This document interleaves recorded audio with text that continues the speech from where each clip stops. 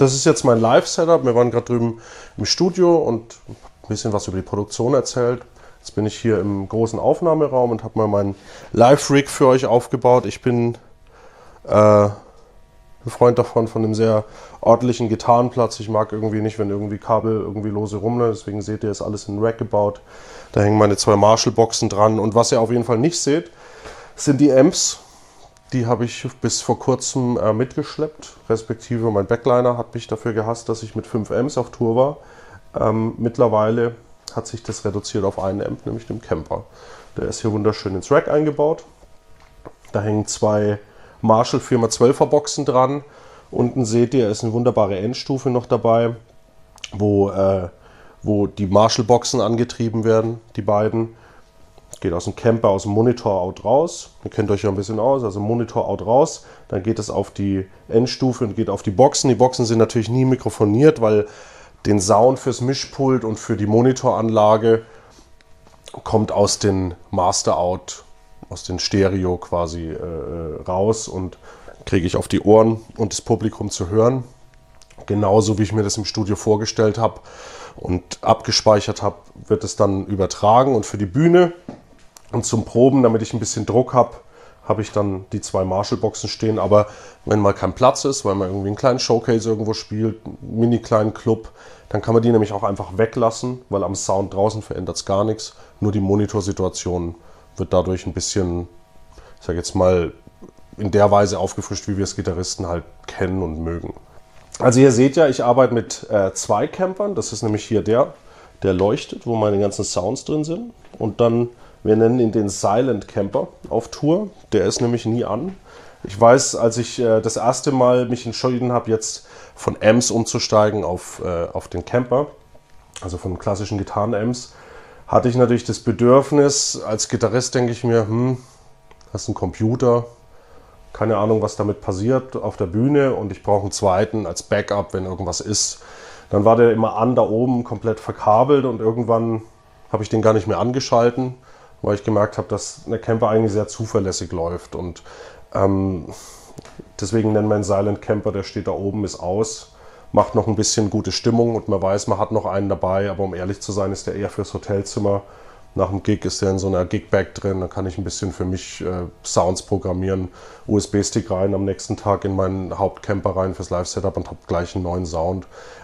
Also ich bin sehr froh und das war für mich auch das wichtigste Kriterium, überhaupt live damit zu arbeiten, dass er zuverlässig läuft, dass er nicht abstürzt ständig und irgendwelche Macken macht, keine Ahnung. Man hat sich als Gitarrist, ist man ja oldschool und denkt, was passiert da?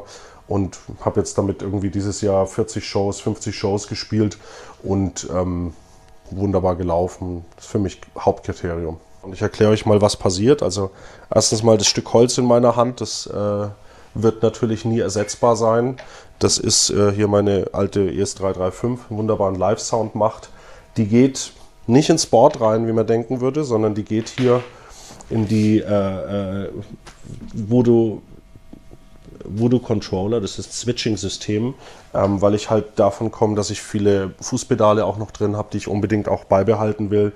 Im Moment, ich habe einen Channel One und ich habe den Camper und die Sachen, die muss ich verwalten und dafür habe ich die beiden Looper.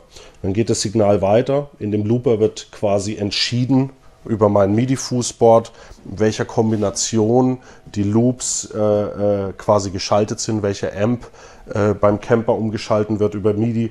Und dann geht es weiter hier das Gitarrensignal geht dann durch meine Stompboxes. Da ist zum Beispiel ein Whammy-Pedal drin, ist ein schöner Tube-Streamer drin, nochmal ein kleines Delay, das ich mir vielleicht sparen könnte, aber ich habe das immer auf so ein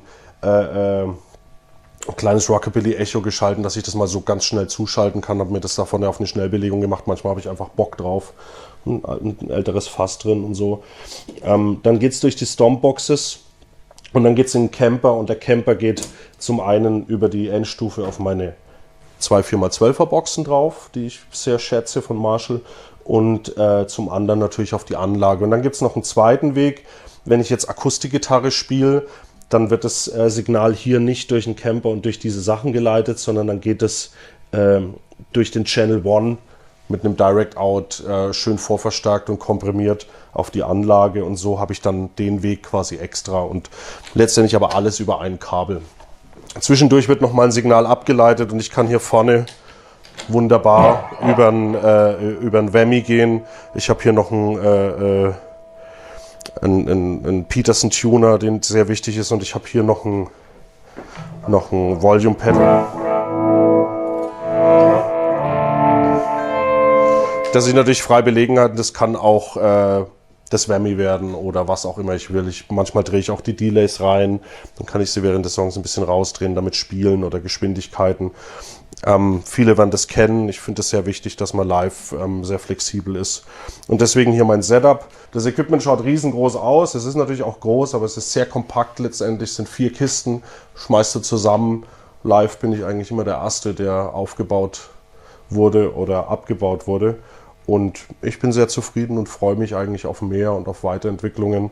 Und ja, jetzt gehen wir auf Tour. Wir fangen hier gerade mit den Tourvorbereitungen an, sind mit Alanis Morissette unterwegs und auf unsere eigene Tour jetzt im November. Und wer Bock hat, kann ja mal vorbeischauen. Und das Rig steht auf der Bühne. Wer es nicht anlangt, ist herzlich willkommen.